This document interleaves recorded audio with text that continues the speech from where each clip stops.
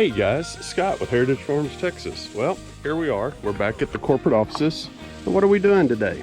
Well, we are doing a 1-year review on the Kubota RTV XG 850 Sidekick. We had this, we bought it the summer of last year. We have absolutely worked this thing to death. Every single week it's going through the mud and the muck and the pastures and up and down trails. I tell you what, we absolutely love this thing. Knock on wood, we've had it a year, haven't had any problems. So this was a good opportunity. It was due for maintenance, so we're going to bring it back. You can see this thing is just covered in mud, cow manure, dirt. We've been working out of the bed. I mean, just look, we got stuff caked everywhere on this thing. So it is time for a major cleaning. We're gonna take the power washer, clean it up. Then we're gonna come in here, we're gonna change the oil, the filters. We're gonna grease everything, get it back in just tip-top shape. And we'll see where we go from there. But let me tell you, I've been really impressed with this. You know, it's fast, it'll run up to 40 miles an hour. It uses very little gas. The suspension is very smooth. Knock on wood, I've yet to get it stuck. When I needed the 4-wheel drive, it's great.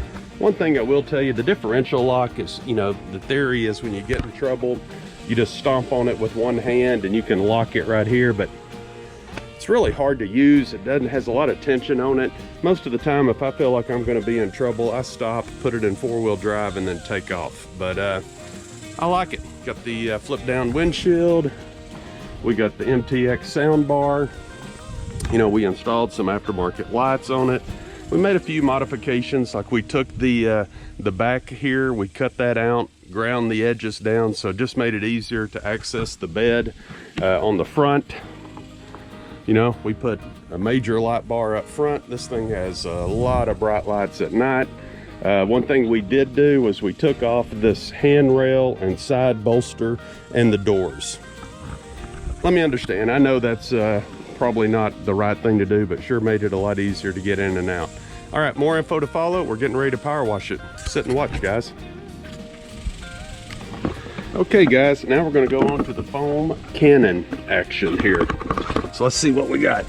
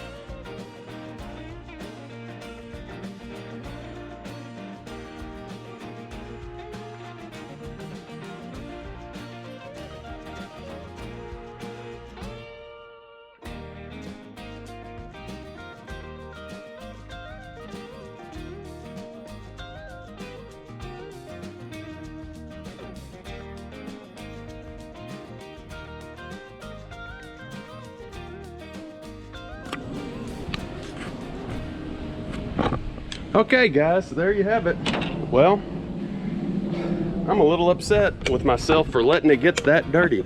I tell you what, this thing was just absolutely filthy. And you can see now, we got a pretty good scald on it. We got it cleaned up, it's looking pretty good. So what I'll do now is I'll come back and take a towel, dry it off. Look at that, under the hood, we're all clean. So I'll come back, clean it up, make it look a little bit better, get the water spots off of it, put a little dressing on the plastic to kind of keep it from getting sun cracked and everything. And there you go. But man, you ought to see the dirt and debris around this place. That was a huge, huge, huge job.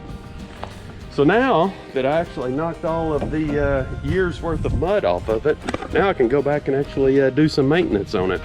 So anyway, hey guys, this is not my norm. I normally take better care of my equipment, but when you're at the farm and the ranch, it's blood and guts. And when you're a weekend warrior, you get down there on the weekends, you're working all weekend long.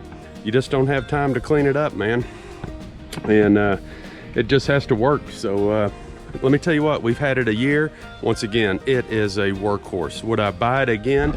Absolutely, I would buy it again. Go check out the guys over at Paris Farm and Ranch Center in Paris, Texas. Ask for Shane.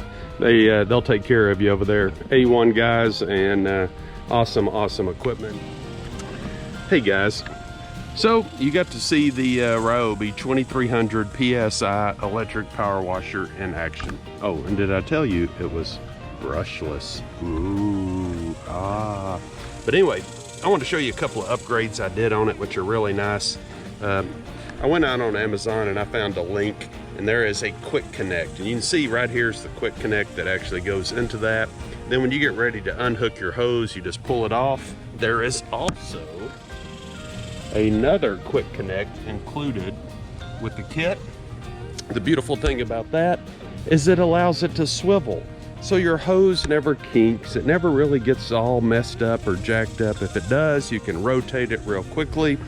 Anybody that has a power washer, you need the Amazon Quick Connect power washer system.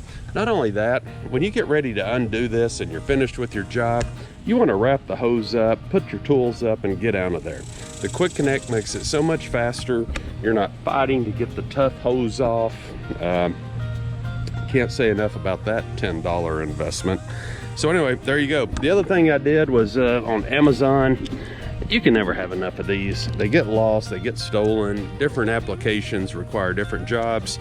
So I bought a kit of additional nozzles. The ones that came with the Ryobi seemed a little cheap. I didn't really like them.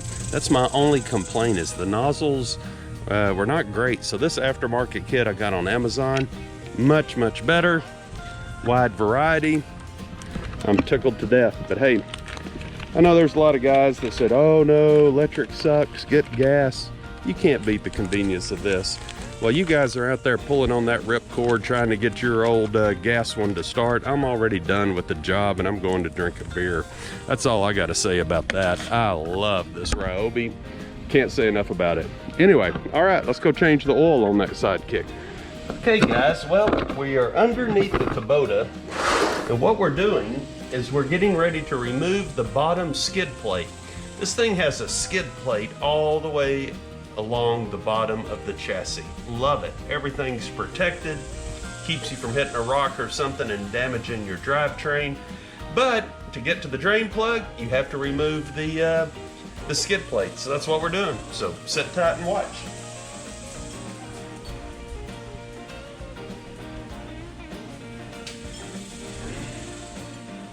So I've already removed 3 bolts on the driver's side. So now I'll just come in here. Let's see if we can get some off on this side. So as good a job as I did from the upside of power washing, let me tell you what, man, this thing is still filthy down here on the bottom. Messy. Got a little bit of a dent on this one, so at some point in time, I must have hit something.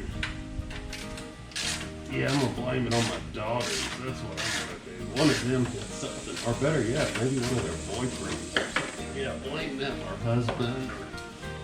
All right, let's see. Well, it looks to me like this thing has about 6 bolts to get that out.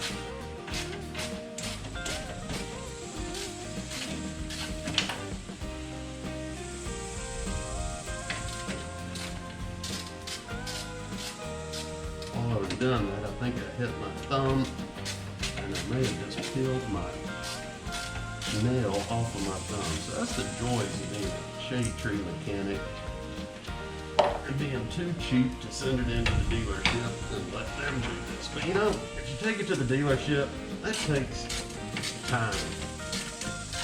You gotta load it up. You still have to power wash it.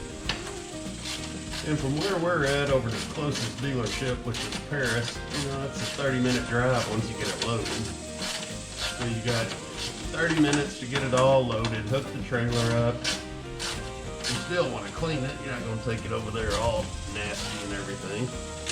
So by the time you get it over there, then, you know, when the job's finished, you got to go back and get it. You know, so there's another 30 minutes. You got to hook the trailer up, take a 30-minute drive over to Paris and back. So the first thing you know, you've literally spent, I don't know, 7? Nah, maybe not 7. But I bet you spent 4 hours jacking with it, and you're still paying them a lot of money. So, what we're trying to do here is to eliminate that. Wait a minute, I need to take that one off. I don't know if I need to take that one off. Anyways, what we're trying to do is do it ourselves, make a little, save a little money, but at the same time, I just get the satisfaction of knowing the job is well done. I just feel like I know my machine better when I have a chance to look and do everything myself. So that's what we're working on. I'll tell you what, you'd think they would have designed something a little better than having to take the entire skid plate off. But it is what it is. Hopefully we'll get this wrapped up here shortly.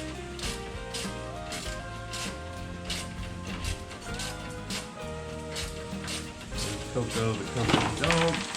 Oh yeah, dirt, mud. Woohoo! You guys see that? That gives you an idea of how bad things look.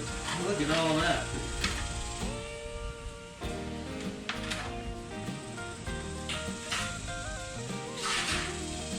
Tell you what, this thing's gonna run 50 miles an hour faster just by getting all the mud off of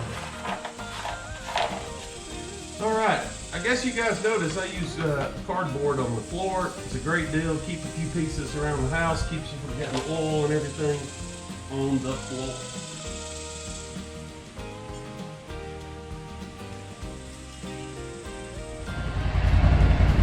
Okay, so we're about ready to change the oil in the Kubota. Found the, we got the skid plate off the bottom. We've got the pan underneath it. We got the right wrench and socket and everything we need for the drain plug. So we're just warming it up here. We're gonna let this run for about a minute or two. Get the oil kind of hot, loosened up. No. Come over here. Mini fridge. Coco, supervisor, she's paying attention. Her buddy Kimber's a little under the weather today. She's not feeling good. Okay guys, well, sorry for the tight quarters here, but we are underneath the Kubota. Not a lot of ground clearance for a big guy like me, but hey, I worked my way up here. And we are draining the oil. So we heated it up for a few minutes, got the motor kind of warm. Now we're draining everything out. So there's basically 3 quarts or 3.5 quarts of oil in the case. Then what you have is, if you change the oil filter also, which we are going to do, you've got another basically 1/2 quart in the oil filter. So there's a total of 4 quarts of oil. So it's one of the reasons we wanted to heat it up, make sure we had it where it would flow, drain well, and get it out. So, all right, more info to follow. We'll show you changing the oil filter next. Okay, while we're waiting on the rest of the oil to drain out of the drain plug, you can see we even cleaned out underneath the seats. Boy, that looks so much better, just covered in dust. So you take out this plastic tray, set it aside. Come in here, you take out this engine cover, set it aside. And one thing you'll notice down here is you'll see there's the oil filter. I like how it's very accessible. It's out in the open, easy to reach. So this is one thing I do. So whenever I put a new oil filter on a car, truck, piece of equipment, I forget stuff. So man, I take a Sharpie and I write the date, 6/22/20. I write the hour meter. This thing has 209 hours at the time of this oil change. 6/22/20, 209 hours. I write it on multiple sides. That way I can get in there. I can actually, if I look at it, I can get an update, and we'll go from there. So all right, so there's the old one. I'm gonna remove it, drain the oil, and we'll proceed. Okay, so we got the old oil filter off. Now what we're gonna do now is we're gonna take a little paper towel and clean off the surface. And of course, they always put these things that whenever you change them, you know, they always drip oil on everything else. You end up getting oil on various engine parts and things, and you know, sure enough, you're gonna drive down the road and it's gonna drop a few drops of oil for the next few days. All right, well, I like the way that looks. That's pretty clean. We're still draining oil out of the crankcase, which I guess that's good. So now we're gonna install the new one.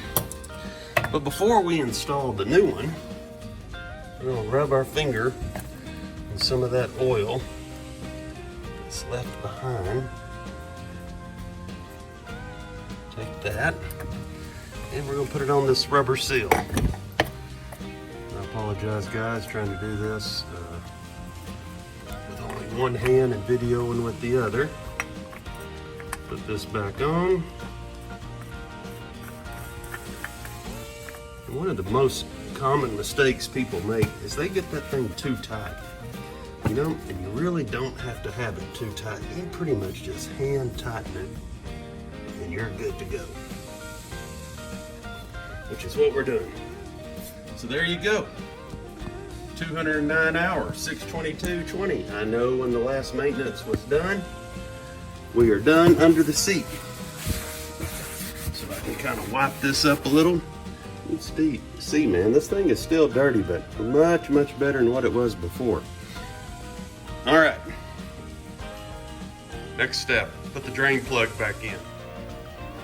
Okay, so what we're using for oil is we're using Mobil Synthetic OW40 European car formula.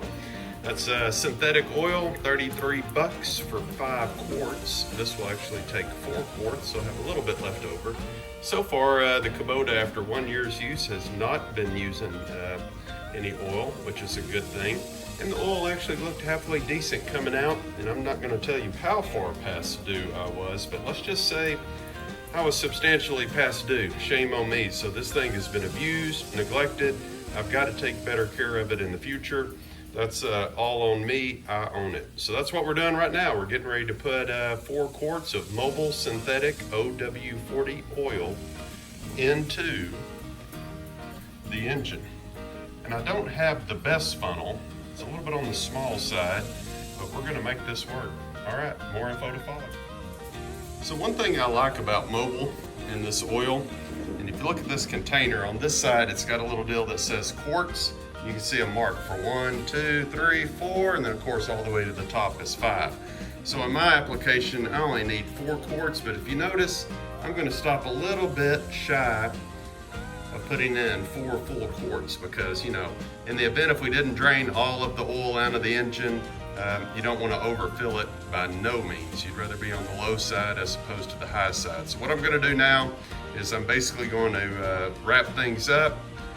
We're going to start the engine, let it run for a couple of minutes, then we'll stop, check the oil, see where we're at, and if I need to top it off and put a little bit more in there, I can do that. But hey, kudos to Exxon or Mobil for figuring out to put that little transparent line in there. That just makes it so easy to work with. All right, guys. Okay, while we're waiting on the oil to cool off a little bit right here, let's take off and look at the air filter. And there's actually 2 air filters. There's an outer one and an inner one. Well, the one on the outside looks a little tough, so let's go over here and see if we can blow this thing off. But one of the things we're going to use is air compressor. Put them on the tailgate of the Silver Bullet, the HD 2500. All right, let's see if I can get my air compressor running.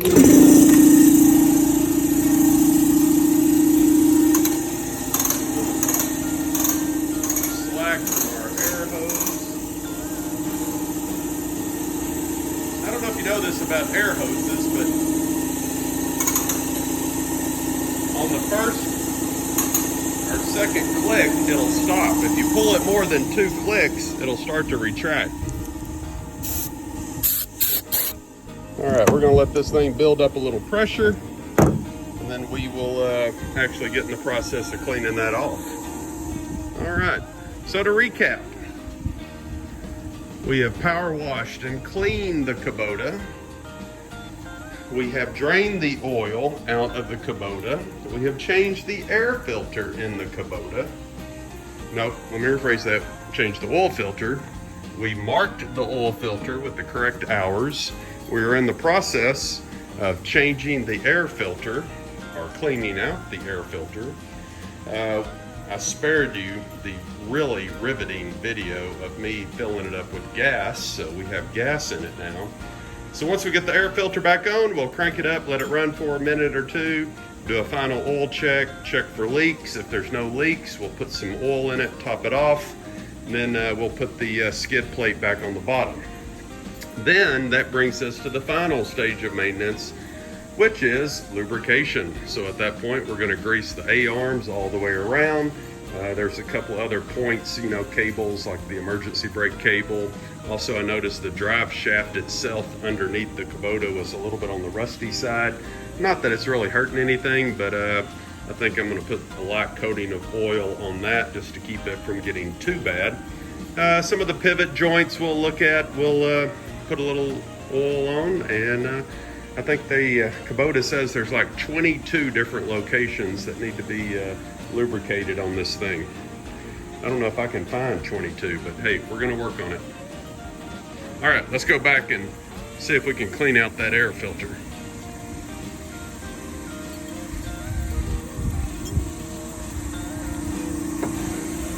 Okay, let's lay this thing down.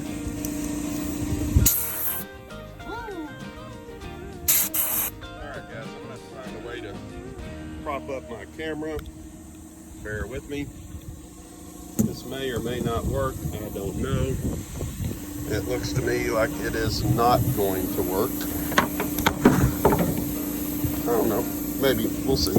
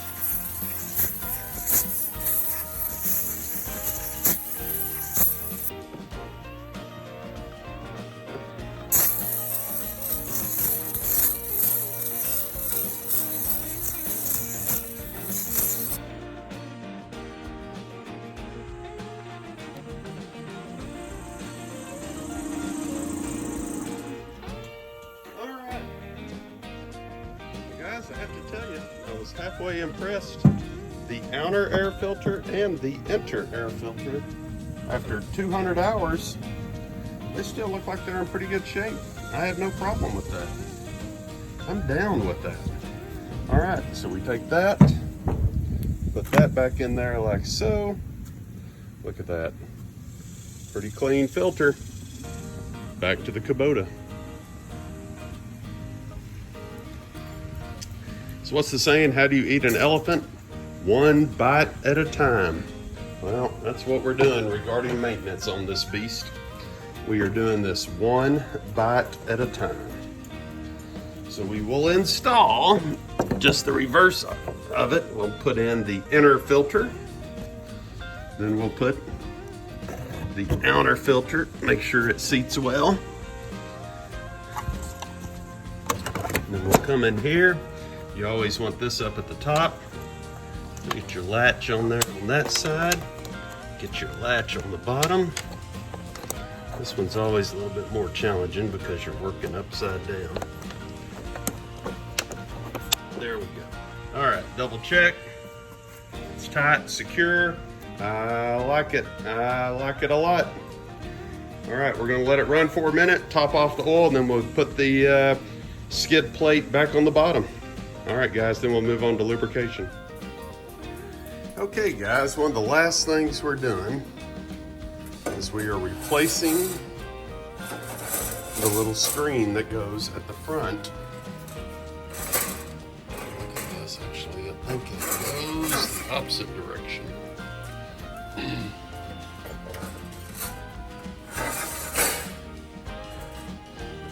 I don't think it liked that direction. All right, we'll try to get this right here.